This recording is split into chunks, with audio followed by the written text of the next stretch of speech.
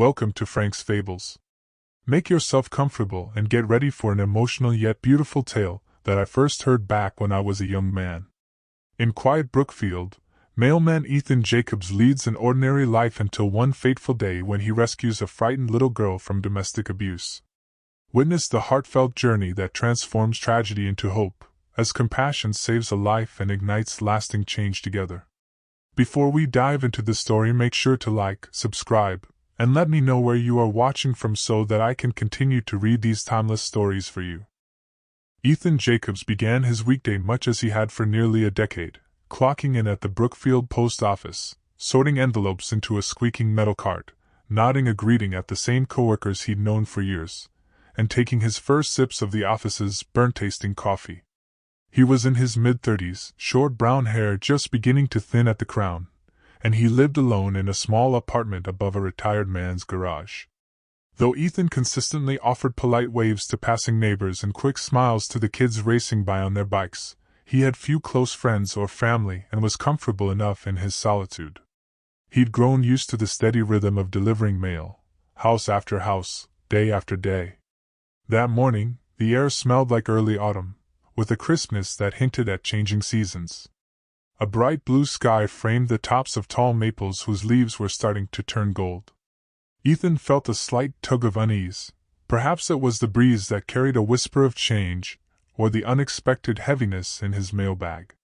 Maybe it was just the supermarket ads that got crammed in by the handful, but he couldn't quite shake a faint sense of unrest. After loading his truck, he set out on his usual route through Brookfield's orderly neighborhoods. Some folks waved at him from their porches, and he smiled back, glancing occasionally at the neat lawns and the small flower beds that dotted the blocks. Brookfield had about 15,000 residents, a handful of modest strip malls, and one old movie theater that showed both current flicks and retro classics on weekends. Most of the townspeople were amiable, always ready for a friendly chat, but Ethan tended to keep quiet. He'd once been engaged, but that ended without much fanfare a few years before, leaving him feeling like he was drifting. Delivering mail, ensuring people got their bills, postcards from loved ones, or letters that might brighten a lonely day, had become the anchor that made him feel purposeful. Midway through his route, in an especially serene residential area where the hedges stood trimmed to uniform perfection and houses shone in subdued pastel colors, Ethan parked the mail truck by the curb. He gathered a small cluster of envelopes and hopped down, letting the door clang shut behind him. The sunlight felt pleasantly warm as he started toward the nearest driveway. A soft whimper made him stop. Glancing over his shoulder, Ethan noticed a little girl, perhaps 10 or 11 years old, peeking around the corner of a tall wooden fence. Her hair was tangled, and her cheeks glistened with tears. He recognized her vaguely from deliveries. Her family lived somewhere on Maple Lane. He searched his memory, and recalled the last name Burke. Her father was James, and her mother was Laura. In all honesty, Ethan hardly knew them beyond a half-hearted wave from James on occasion, or a polite smile from Laura. But the fear in the girl's eyes was unmistakable. She stepped forward, trembling. Ethan set down his mailbag to avoid startling her. "Hey," he said quietly, his voice carrying gentle concern. "Are you okay?" She shook her head, tears thick in her eyes. I can't go home," she managed, voice quivering. "Please don't make me." Alarm bells clanged in Ethan's head. He crouched to meet her gaze, trying to keep calm. "Why not?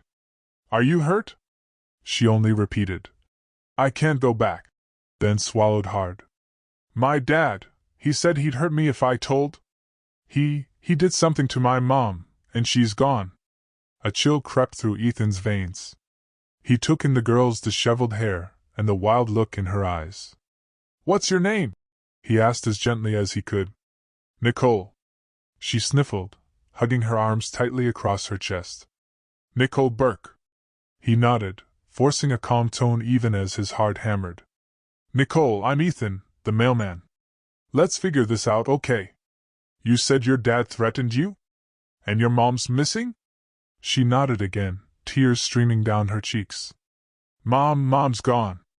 Dad says she ran off, but I heard them fighting. I heard her scream. I know he did something. Her voice grew ragged. He said if I told anyone, he'd do the same to me. In all his years delivering mail, Ethan had encountered dogs chasing him down the street, folks who shouted about misplaced packages, and occasionally neighbors who seemed on edge. But never had he come face to face with what looked like genuine terror in a child's eyes. His hands trembled slightly as he reached out and set one on her shoulder. She didn't flinch, but she went stiff. "You're safe right now," he told her, though he wasn't entirely sure how. "I won't make you go back. But we need to get help. Maybe your teacher or the police, someone who can protect you." Nicole's small shoulders shook as she struggled to keep from sobbing. "He says no one will believe me.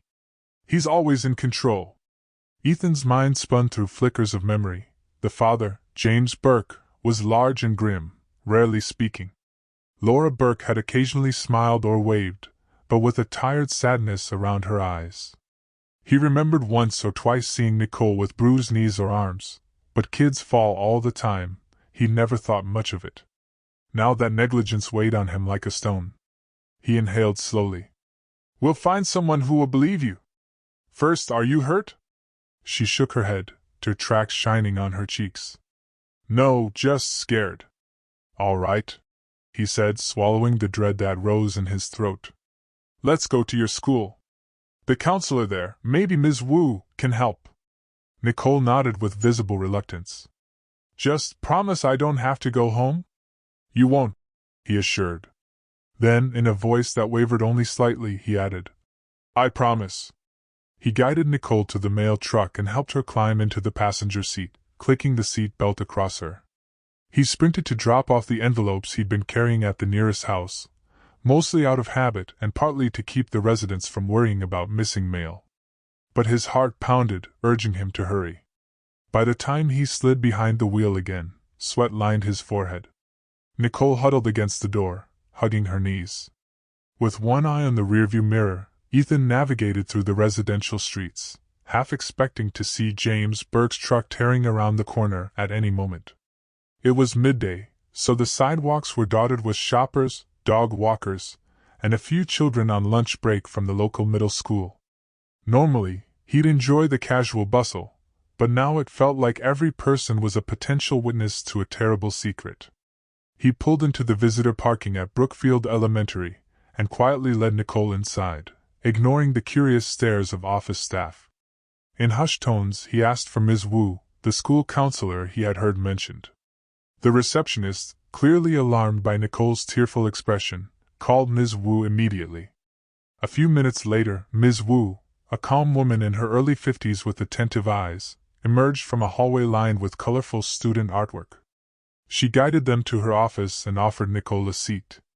Ethan stood by the desk, feeling out of place despite the swirl of anxiety that clung to him. Ms. Wu gave Nicole a sympathetic smile before turning to Ethan. "What's going on?" Ethan managed a shaky breath. "I found her on my route," he explained, keeping his voice low. "She's afraid to go home. Says her father threatened her, that her mother is missing and possibly, worse." Ms. Wu visibly tensed. She pulled Nicole gently into conversation, guiding her with a professional but compassionate tone. After several long minutes of Nicole describing the nights of terror, the fights, and her father's threats, Ms. Wu caught Ethan's eye, her jaw set in firm resolve. "We need to contact Child Protective Services immediately," she said softly. "And the police." Nicole started to tremble again, tears spilling anew. Ms. Wu took her hand and squeezed gently.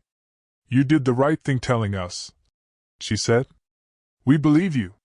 Ethan stood there, acutely aware that a child's entire life was in jeopardy because of something going on behind the closed doors of a neat suburban home. He thought of James Burke, a tall, powerfully built man who once snatched a package from Ethan without so much as a thank you. He remembered Laura's fleeting looks of sadness. So many signs seemed obvious now, yet he hadn't recognized them at the time. Ms. Wu called CPS with an urgent tone, describing a child in immediate danger and a likely homicide. She followed that with a call to the Brookfield police, asking for a welfare check at the Burke's residence. In the next hour, Everything around Ethan blurred: the arrival of a social worker named Maria, who interviewed Nicole gently, the arrival of Officer David Pierce, who jotted notes and asked Ethan to recount the incident, the confirmation that Nicole would be placed in emergency foster care for her own safety. Nicole clung to Ethan's hand briefly before Maria ushered her away to wait for the foster placement. Her eyes brimmed with tears. "Thank you," she rasped, voice shaking. "I thought nobody would ever help me." Ethan felt his own eyes burn with tears he tried to hide. "I'm glad you came to me," he managed, setting a reassuring hand on her shoulder. "You're going to be safe." When they were gone, Ms. Wu touched Ethan's arm. "You may have saved her life," she said gently. He swallowed the lump in his throat, wishing desperately that Laura Burke might be found alive somewhere. I hope they find her mother. I hope it's not." Ms. Wu's expression softened sadly. "We have to face all possibilities. But at least Nicole is out of that house." Ethan nodded, feeling hollow. He excused himself, promising to cooperate fully with any further investigation. At the post office, his boss allowed him to finish whatever he could of his route, understanding it had been a dire emergency. Still, the usual joy Ethan took in delivering mail was smothered by the memory of Nicole's tear-stained face. He forced a polite smile for the neighbors who greeted him, but his mind churned with thoughts of James Burke's possible actions and Laura's unexplained disappearance. That night, Ethan tried to distract himself by reading a paperback mystery novel, but the words blurred on the page. He imagined all the worst outcomes. What if Nicole had never spoken up? What if he'd brushed her off, telling her to go home and sort it out with her parents? The thought made him nauseous. When he finally ate a hasty dinner of boxed macaroni and cheese, it tasted like dust. He went to bed early but slept fitfully, jolted awake by nightmares of James Burke's looming silhouette and Nicole crying for help. He arrived at work the following morning, half-dazed. Midway through sorting the day's mail, his phone vibrated. A local number he didn't recognize, Officer Pierce from the Brookfield police. The officer asked Ethan to come down to the station to provide a formal statement. The steady clank of machinery in the post office felt distant as Ethan agreed. Within an hour, he was sitting in a small interview room, the walls painted a drab gray, while Officer Pierce set up a recorder. "Let's go through everything," Pierce said. "Start from when you first saw Nicole." Ethan recounted her shaky voice, her desperation, and how she begged for help. He mentioned how the Burke's house always seemed somewhat neglected, how James was unfriendly, how Laura had often seemed sad. He admitted, guilt pressing in, that he noticed bruises on Nicole before but always assumed it was childish clumsiness or some minor accident. Officer Pierce asked methodical questions about any direct evidence of violence. Ethan, sick with regret, could only say he never witnessed it firsthand. "Don't beat yourself up," Pierce said, tapping a pen against his notepad. "Abusers hide it well. You did the right thing the moment you realized." The officer switched off the recorder. "We searched the Burke residence. Found signs of a struggle. No trace of Laura. Looks like James fled. If he ran, that suggests he knows we're onto him." Ethan sank back in the stiff wooden chair, his stomach twisted in knots. "So, he might be out there, trying to avoid the police? Or possibly coming back for Nicole? We can't rule it out. But Nicole's in protective custody. She's safe as we can make her. If you see or hear anything, let us know." Officer Pierce excused him, and Ethan left the station in a haze. He resumed delivering mail, noticing the everyday routines of families on his route: kids throwing balls in driveways, mothers weeding front gardens, dogs barking through fence slats. Everything felt surreal against the weight of the knowledge that just a few blocks away, something horrifying had been unfolding. He passed the Burke house on Maple Lane, saw the mailbox crammed with unopened letters and a strip of bright police tape across the front door. The once ordinary property now felt ominous, a silent testament to hidden terror. In the days that followed, Ethan got updates from Ms. Wu. Nicole had been placed with a foster family in another county to keep distance from James if he tried to reclaim her. She was traumatized and withdrawn, but asked about Ethan. The counselor told Ethan that the child found solace in remembering how he believed her immediately. It warmed and pained him at the same time. He asked if he could visit, but Ms. Wu advised waiting until things stabilized. The authorities were still searching for James, so it was best to keep Nicole's exact location undisclosed for now. Then, 1 week later, a grim announcement spread through Brookfield. A fisherman on the nearby Carver River had discovered human remains. At first, they were unidentified. By the time word reached Ethan, local media were already speculating they might be Laura Burke. Within a few days, the coroner's office hinted strongly at a match. Ms. Wu confirmed that the police suspected those remains were indeed Laura's. Despite the tragic finality, Ethan felt a surge of resolve. He wanted James found and punished. A detective named Avery Bishop took over the case as lead investigator. She called Ethan for another interview, hoping to glean even the smallest clue. Ethan told her about James's standoffish demeanor, his reclusive nature in recent weeks, and a small argument he had once witnessed from afar. It wasn't much, but Detective Bishop took careful notes. She explained they had statements from neighbors who recalled hearing shouts and a scream around the time Laura likely disappeared. Ethan left the precinct feeling a heavy mix of sorrow and guilt. He couldn't stop wondering if a kind word or question, asked months earlier, might have changed something. He began sleeping poorly again, haunted by the knowledge of what Nicole endured. He imagined other children living in similar fear, unseen and unheard, behind neat windows in quiet suburbs. That thought galvanized him. He would never dismiss potential signs of abuse again. In his daily mail deliveries, he started paying more attention to the children peeking out from behind doors, to the sometimes weary faces of mothers or fathers who answered the doorbell. One afternoon, Ms. Wu called with a small update. Nicole was receiving therapy, slowly becoming more willing to speak. They might arrange a short, supervised meeting if it would help her heal. "She remembers how quickly you helped," Ms. Wu said gently. "She says nobody else ever asked her if she was okay." Ethan's throat tightened. "I'd be happy to see her, but only if you think it's good for her." Ms. Wu agreed to set something up.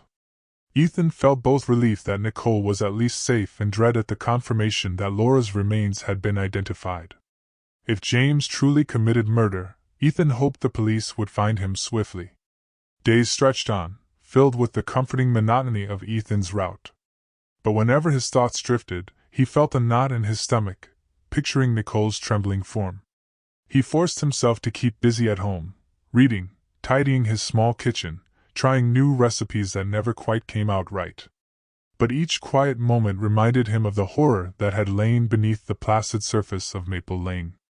Eventually, Ms. Wu arranged a meeting at a child-friendly space near the local CPS office. Ethan arrived on a crisp autumn day, nerves jangling. In a small, warmly lit room sat Nicole, hugging a stuffed animal. She looked even smaller than he remembered. Her hair was neater now, though, and her eyes still carried deep shadows. Ms. Wu introduced them, then slipped away to give them a bit of privacy. Ethan approached slowly and sat next to her, leaving a respectful gap. "Hi, Nicole," he said softly. "How are you doing?" She shrugged, gaze downcast. "I'm okay," she mumbled. Then, so quiet he could barely hear, she added, "They said my mom is dead." It struck Ethan like a punch to the chest. He swallowed. "I'm so sorry," he whispered. "I wish there had been a different outcome." Nicole clutched the stuffed animal tighter, tears brimming in her eyes. "I can't believe it. I keep hoping they're wrong and she'll come back. But they found her." She drew a shaky breath. "My dad did it. I'm sure." Ethan placed a hand lightly on her shoulder. "You don't have to talk about it if it's too painful. Just know no one's going to let him hurt you again." She wiped her cheeks with the back of her hand. "Why did he do it?" she choked out. They argued, but didn't he love her? He could only shake his head, anger and sadness roiling in his chest. "Some people let anger control them," he said gently. "It's not your fault." Her tears fell. "Nobody else ever noticed. Teachers just thought I was shy. Neighbors didn't ask. But you..." She looked up at him, her small face contorted with raw emotion. You listened. Ethan felt his own eyes sting. He wanted to protect her, to erase all the hurt. I'm glad you found me that day, he murmured. You're very brave. Nicole lowered her gaze. Ms. Wu reappeared with tissues, giving Ethan a small nod of encouragement. The silence felt like a fragile bubble. He realized that in this hush was the weight of a child's battered world. Gradually, Ms. Wu engaged Nicole in gentle conversation, steering away from the darkest details. Ethan lingered to offer moral support, though he felt humbled and out of his depth. For the next few weeks, the Brookfield police intensified their hunt for James Burke, who had vanished after leaving behind a house in disarray. Flyers went up across the state, describing him as a suspect in Laura Burke's murder.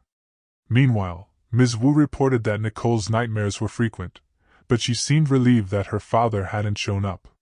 The foster arrangement was stable, though only a temporary solution. Ethan was grateful she had good people around her, but a sense of helplessness gnawed at him. Finally, good news arrived. The police located James Burke in a small motel 2 counties over.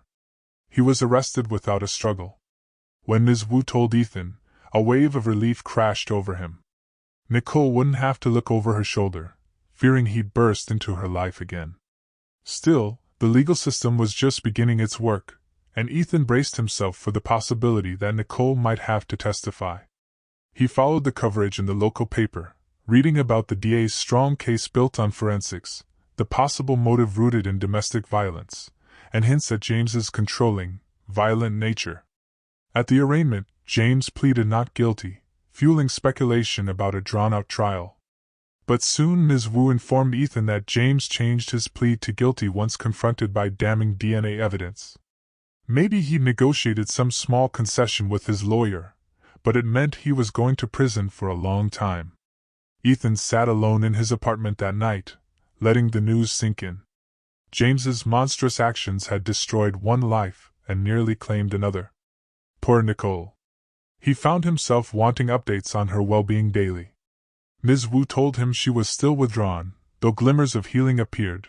She drew pictures in therapy, some showing a dark figure looming over a smaller one, others with a silhouette carrying a mailbag, an almost glowing presence. Ethan's throat felt tight at the thought. When the sentencing day arrived, Ethan attended, unsure if it was the right move. Ms. Wu said it might give him closure to see justice done. Inside the modest courthouse, he spotted James Burke in an orange jumpsuit, wrists shackled. Once so imposing, James now looked hollow-eyed and tired. Ethan felt no sympathy, only a protective anger on Nicole's behalf. The judge read the charges: second-degree murder, child endangerment, domestic violence. James mumbled yes, guilty, as though all emotion had drained from him. The penalty was decades behind bars. Ethan understood no sentence could bring Laura back, but at least Nicole would never have to face him again. He saw Ms. Wu in the hallway afterward, tears of relief on her cheeks. "He's locked away," she whispered. "Nicole won't have to see him in court." The recorded statements were enough. Thank goodness. Ethan released a trembling breath. Thank goodness indeed. Soon after, Ms. Wu mentioned that Nicole's foster parents were considering adopting her. That news brought Ethan a measure of hope. He recalled the day she confessed her fear that no one would believe her. Now, she had a chance at a fresh start. Though the story receded from the front pages, Ethan never forgot the terrified child who had run to him in desperation. In the following months, Ms. Wu relayed that Nicole was slowly healing. She asked Ethan to write letters or postcards, little notes of encouragement, since Nicole found them reassuring. He obliged eagerly, scribbling short messages like, "Stay brave. You deserve happiness," signing them, "Your friend Ethan." Ms. Wu said Nicole pinned them to a bulletin board in her new room. One chilly fall afternoon, Ms. Wu invited Ethan to a casual gathering at Nicole's foster home. They wanted to thank a few key supporters who had helped her. Ethan's heart fluttered with nervous excitement. He worried about bringing up painful memories, yet also felt a longing to see Nicole in a stable environment. He arrived at a modest home in the next county, a neat front yard crowned by a tall oak tree that had lost most of its leaves. Paula, the foster mother, answered the door and introduced herself graciously. Inside, Ms. Wu and another social worker were already chatting. Then Ethan spotted Nicole on the couch in jeans and a pale yellow sweater. She looked up, eyes flickering with uncertainty, then offered a small, shy smile. Ethan's tension melted away. He presented her with a little teddy bear. "I wasn't sure what to bring," he admitted softly. Nicole cradled it in her arms, whispering, "Thank you," her cheeks reddening slightly. They settled into a light conversation about her school routine, her chores around the house, the two other foster kids who lived there. Nicole seemed hesitant but spoke more than she had before. She mentioned that she missed certain things about her old home, but absolutely not the fear. Paula gently pulled Ethan aside for a moment. "She's still struggling," Paula confided in a hushed voice. "But the nightmares are less frequent now. She has them maybe once a week. We're hoping she'll find real peace here." Ethan's eyes stung. "I'm just so sorry she had to experience any of it." Paula gave his arm a reassuring squeeze. "You helped save her from a far worse fate." When Nicole returned, Ethan told her about the neighbors on his route asking how she was doing, though he withheld the darkest bits. She brightened at the mention of local gossip, then showed him a watercolor she'd painted in art class, a sunrise over rolling hills. He praised her skill, noting the vibrant colors. After an hour, as he prepared to leave, Nicole walked him to the door, hugging the teddy bear. Her voice trembled with emotion. "Thank you for not ignoring me," she said.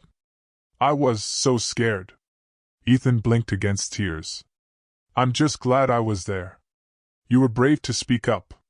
She offered a quick hug, and Ethan drove home feeling a bittersweet hope filling his chest. A single choice, believing her, had altered her entire future. Weeks turned into months, and Ms. Wu shared that Nicole's foster arrangement was progressing toward a potential adoption. James Burke, meanwhile, served his sentence with no attempt to contact Nicole, likely barred by restraining orders anyway. The local rumor mill moved on to other dramas, but Ethan's life took on a new clarity. Now, each day when he sorted letters, he felt a small surge of responsibility to stay vigilant for any other child in distress. That spring, a teacher named Linda Marsh, who sometimes collaborated with Ms. Wu, invited Ethan to attend a community meeting on domestic abuse. Feeling awkward but determined, he went, listening as experts discussed signs of abuse, from isolation to bruises hidden by clothing. Ethan remembered the times he'd glimpsed bruises on Nicole's arms and had brushed it off as typical childhood mishaps. A flicker of guilt ignited, but so did a sense of resolve. Never again. He wrote Nicole fresh letters via Ms. Wu or Paula, praising her progress. She pinned them to her new bulletin board. Ms. Wu said Nicole still wept for her mother but was gradually accepting therapy's help. Then Ms. Wu asked if Ethan wanted to attend the final adoption hearing. He hesitated, worried about intruding, but Ms. Wu said Nicole wanted him there, that it'd reassure her she wasn't alone. The juvenile court hearing took place almost a year to the day from when Ethan found Nicole. The judge presided over a small group, Paula and her husband, the assigned social workers, Ms. Wu, and Ethan hovering near the back. When the adoption became official and Nicole took on Paula's last name, tears and soft laughter rippled through the room. Nicole's eyes were wet as she glanced around, searching until she spotted Ethan. He grinned at her, giving a thumbs up. She hurried over and embraced him. "I guess I have a new last name," she said, watery relief in her voice. He patted her back gently. "A new beginning," he agreed. They all went out to a casual diner afterward, feasting on burgers and milkshakes. Nicole sat beside Ethan and told him about her art teacher, who encouraged her to paint her emotions rather than bottle them. She admitted she still had nightmares, but they weren't nightly anymore. Paula mentioned Nicole's resilience with pride. Ethan marveled quietly at how far she'd come. After returning to his regular mail route, Ethan noticed subtle changes in Brookfield. Houses got sold, new families moved in, and fresh faces appeared at the local cafe. He remained more vigilant than ever, greeting kids on sidewalks and occasionally dropping by the elementary school to ask how things were going. Ms. Wu teased him as Brookfield's guardian mailman, which made him blush. He insisted he was just being neighborly. Months later, Ms. Wu called with a bit of excitement in her tone. Nicole was finishing middle school, thriving academically, and had asked if Ethan might attend her 8th grade graduation. He felt a surge of pride that nearly brought tears to his eyes. "Of course I'll go," he said, touched that she still thought of him in such pivotal moments. On the night of the ceremony, he found Paula waving at him from a row of seats in the auditorium. He slid in, heart beating with anticipation. Speeches came and went, and then they called Nicole Burke. She stepped onto the stage, wearing a neat dress, her posture poised. It struck Ethan how much taller she seemed, how confidence lit her eyes. When she crossed to accept her certificate, Ethan clapped so hard his palms stung. Afterward, families spilled into the hallway for photos. Nicole found Ethan, still wearing that shy but proud smile. "Thanks for coming," she said softly. Ethan mussed her hair with gentle affection. "Thanks for inviting me. I'm so proud of you." She looked away with a small shrug. "I'm just glad you're here," she said again. Paula took photos, capturing them both in a frame, Ethan's expression shining with paternal pride. As he drove home, he remembered the swirl of fear and sorrow he once felt, replaced now by a calmer warmth. Nicole had escaped from her father's shadow, forging a new life. He found himself exhaling a deep breath of gratitude. Time drifted on. Occasionally, the Brookfield Gazette mentioned James Burke's lengthy sentence, or retold the tragedy of how Laura's remains were discovered. Ethan skimmed those articles, wincing at the painful recollection, but comforted by the knowledge that Nicole was safe. The system, for all its flaws, had saved her. He still thought about Laura, the quiet woman on the porch who once offered a half-smile. Maybe, he mused, she'd found some peace knowing her daughter was protected. On the 2nd anniversary of the day Ethan found Nicole, he received a letter with fancy cursive on the envelope, mailed from her new address in Paul's County. Inside, Nicole wrote about starting high school, volunteering at an animal shelter, and continuing therapy to handle flashbacks. She ended with a simple note of thanks. "I'll never forget that you were the first person to believe me. Thank you for listening." Ethan closed his eyes, tears slipping down his cheeks. He placed the letter on his kitchen table and stared at it for a long while, recalling how close she'd been to remaining silent, and how that single, vulnerable moment changed everything. Then he sat down and wrote back, praising her courage and encouraging her to keep trusting in goodness, despite the cruelty she had seen. Seasons passed, and Ethan's hair developed strands of silver. Strangely, he found a greater sense of fulfillment in life than he ever had before. He joined a local child protection awareness group, telling a slightly anonymized version of Nicole's story to illustrate how a single act could save a life. Whenever people called him humble or heroic, he felt uneasy. He insisted he just did what anyone would do if faced with a frightened child. Ms. Wu occasionally reminded him that many adults freeze up, uncertain if it's their place to intervene. That only emboldened Ethan to continue championing the idea that if you see something amiss, it's better to risk an awkward confrontation than to ignore real danger. He never forgot the day Nicole first appeared, weeping behind that fence. At times, the memory of her voice shook him awake at night, the words, "I can't go home," echoing. But he would remind himself that she no longer had to. The story ended in rescue, not tragedy. Nicole occasionally returned to Brookfield with Paula for short visits. One crisp afternoon, while Ethan was delivering mail, Nicole bounded up to him on the sidewalk, all bright smiles. She was taller, wearing a fresh hairstyle, looking every bit a confident teen. He almost dropped the stack of letters in surprise. "You've grown," he said with a laugh. She grinned. "It's only been a year." Then she accompanied him on his route for a few minutes, chatting about her new foster siblings, how the adoption papers were almost finalized. When the adoption came through officially, Ms. Wu invited Ethan to a quiet celebration at the community center. He brought Nicole a set of quality art supplies, paints and brushes. She accepted them with glowing excitement, explaining her new interest in painting wings and clouds, symbols she found significant in therapy. She wanted to process the loss of her mother through art. Ethan gently told her, "Paint the world, Nicole. You have so much inside you worth sharing." Tears shimmered in her eyes as she expressed gratitude. Through therapy, Nicole shared more details about the night James Burke killed Laura, the argument, the final scream. She admitted to a deep guilt for not stopping it. Ms. Wu and her therapist reassured her that children can't control an abusive adult's behavior. No matter how kind Ethan was, therapy was the true lifeline that guided Nicole out of her darkest memories. Still, Ethan promised to remain her friend, a living reminder that someone believed her. One evening, Ms. Wu phoned Ethan with a request. They were hosting a local panel about child abuse prevention, and Nicole wanted to share part of her story. She specifically asked for Ethan to stand beside her. Nerves swirled in his gut. He disliked public speaking, but if it helped Nicole, he'd do it. A month later, they waited backstage at Brookfield's small community hall. About 50 people attended, parents, social workers, some off-duty officers. Nicole, wearing a modest dress, clutched her note cards, eyes shining with nerves. Ethan whispered, "We can do this." She nodded, exhaling shakily. Ms. Wu introduced them, briefly explaining Nicole was a survivor who wanted to underscore the difference a caring adult can make. Under bright stage lights, Nicole paused at the microphone, scanning the faces. Ethan could almost feel her trembling.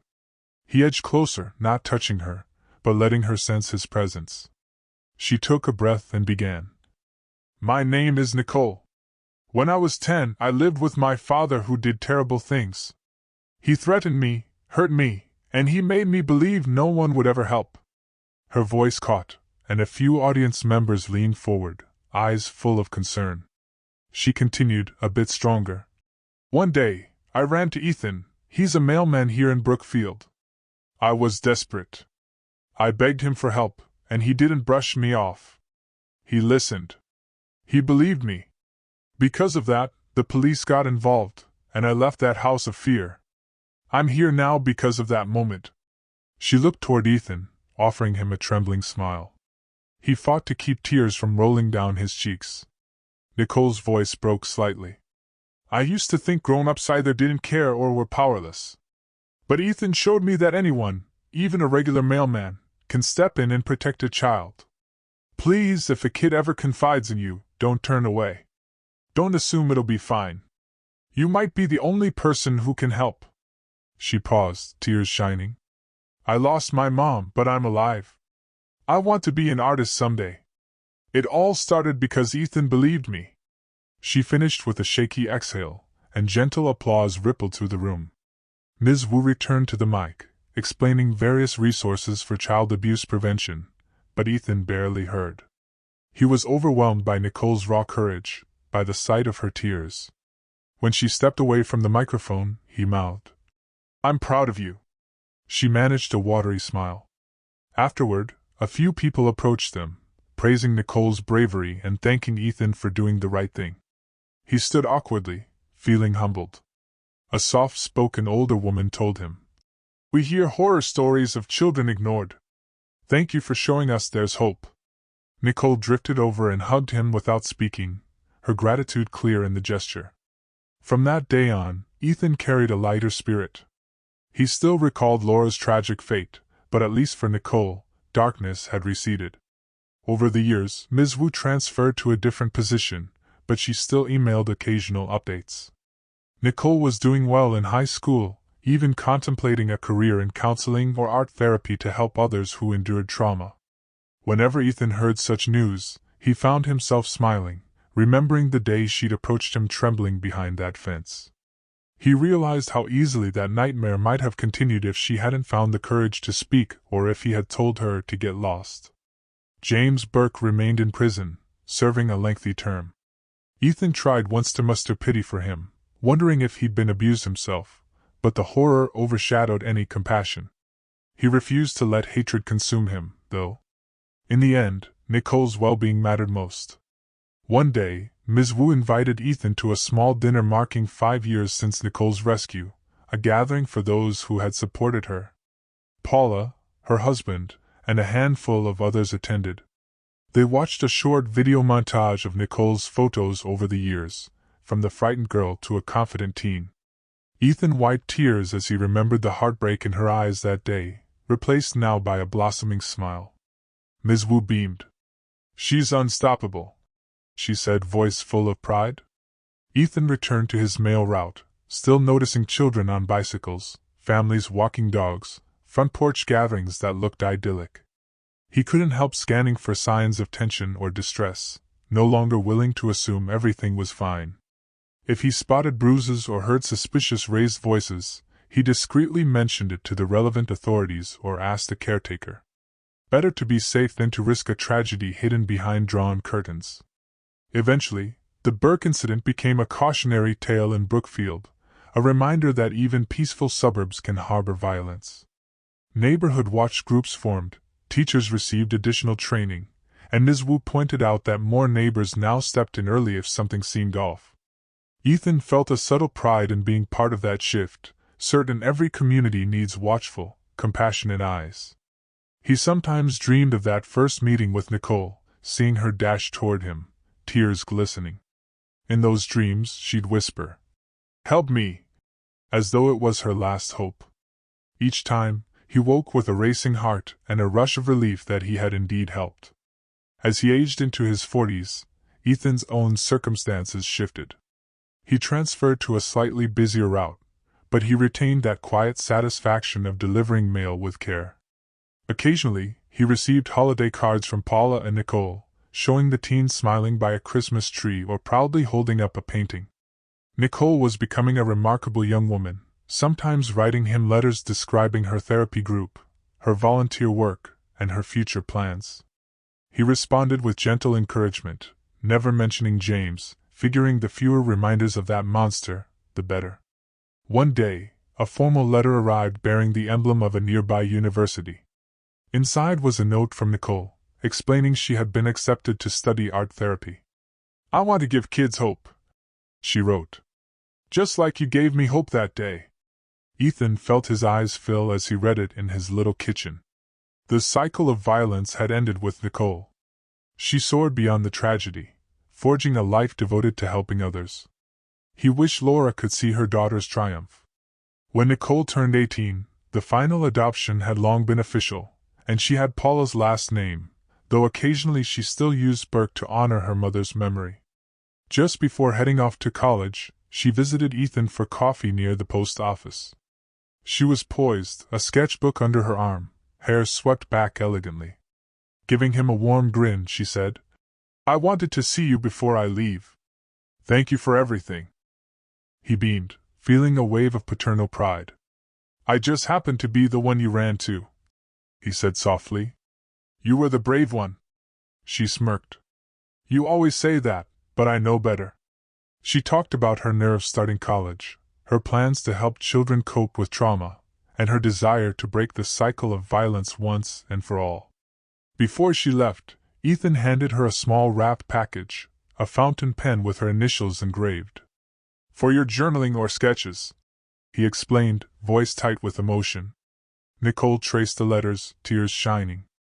"I'll treasure it," she whispered. They hugged, a sense of closure hovering in the air. A week later she was gone, texting Ethan photos of her dorm and new friends, describing how she was adjusting.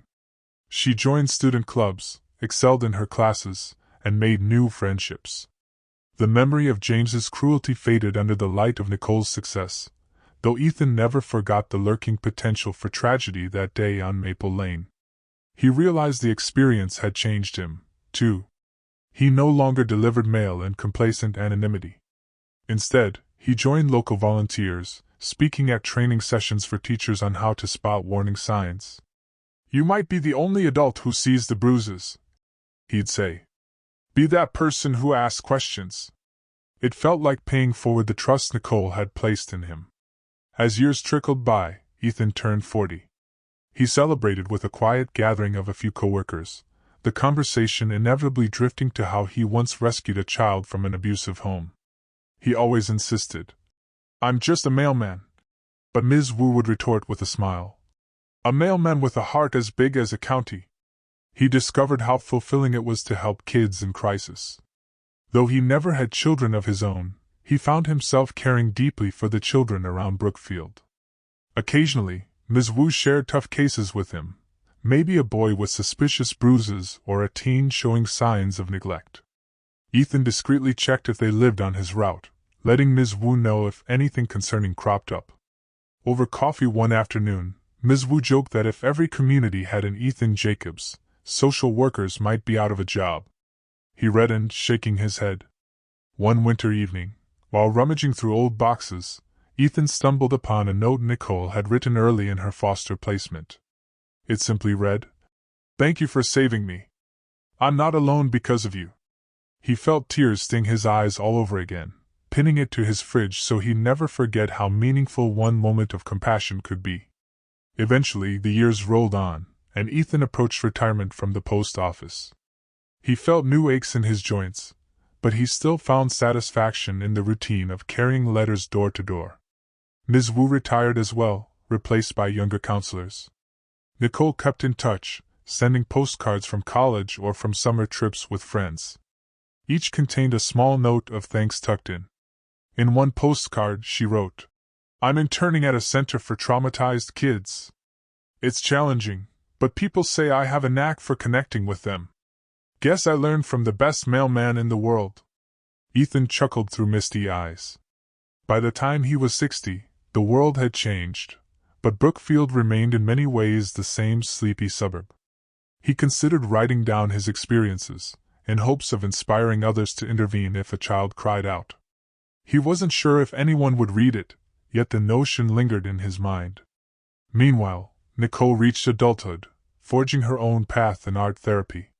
She visited him once, introducing her fiancé, a kind, soft-spoken individual who listened in rapt attention as Nicole retold the story of how she first met Ethan. Over dinner, Ethan marveled at how self-assured she'd become, free of the trembling fear that once defined her. He realized he'd never truly know what drove James Burke to his acts of violence. Perhaps, as Ms. Wu once suggested, it was a cycle of abuse passed down through generations. Though Ethan had tried to muster pity, the cruelty overshadowed it. Forgiveness wasn't quite in the cards, but he refused to let rage define him. Nicole's future, bright and unhindered by her father, was enough reason to let go of bitterness. Shortly before Ethan turned in his retirement papers, Ms. Wu mailed him a photo of Nicole at her college graduation, grinning in cap and gown. A note said, "We did it," she soared. "Thank you for being part of her miracle." He stared at it for a long time, a tear slipping down his cheek. The circle felt complete. From that horrifying moment Nicole ran to him until this day when she stepped into adulthood, free from her father's shadow. In retirement, Ethan spent his days tinkering around his apartment, volunteering with local children's advocacy groups, and occasionally speaking at new social worker trainings. He became known around Brookfield as a quiet but unwavering presence in such matters. People would invite him to share the story of how a single encounter on a suburban sidewalk saved a life. He always insisted he wasn't special, that the real hero was Nicole for reaching out. Ms. Wu or others would correct him, emphasizing how crucial it was that he listened. Years later, on a sunny morning, Ethan sat on a wooden bench near a duck pond, tossing bits of bread to the waterfowl. He glanced up to see a familiar figure approaching, Nicole, grown, mid-20s, carrying a large portfolio and wearing a crisp blouse. She flashed him a broad smile, and he stood to greet her. "It's good to see you," he said, returning her hug with surprising strength for his age. "What brings you back to Brookfield?" "I was at a conference on child advocacy," she explained, "and I had to see how you were doing. Are you free for lunch?" "For you, always," Ethan said with genuine warmth. Over sandwiches at a cafe overlooking the pond, she spoke about her new job, how she guided children in art therapy to express their trauma through drawings, collages, or sculpture. She explained that her own experiences helped her connect deeply with them. Ethan felt a profound satisfaction, seeing how she turned her past pain into a beacon of hope for others. As they parted, Nicole hesitated, shifting the portfolio under one arm. "I'm visiting my mom's grave tomorrow," she said quietly. "I always thought I'd be too scared. But I'm ready now, I think. Would you come with me?" His chest constricted. "Of course, if you want me there." Nicole nodded, tears glistening in her eyes. "You're basically the reason I'm alive to do this." The following day, they drove to the cemetery on the edge of town, a tranquil place surrounded by tall pines. They found Laura Burke's modest headstone. The old flowers left by someone had withered, so Nicole gently placed fresh ones, kneeling beside the grave. Her fingers traced the etched letters of her mother's name, tears slipping down her cheeks. Ethan stood a few steps behind, giving her space but ready to offer comfort. "Mom," Nicole whispered, voice trembling. "I'm okay now. I wish you were here. I love you." After a moment, she beckoned Ethan closer, taking his hand. He bowed his head alongside her, remembering Laura's sad smile on the porch, the unspoken truth behind those doors.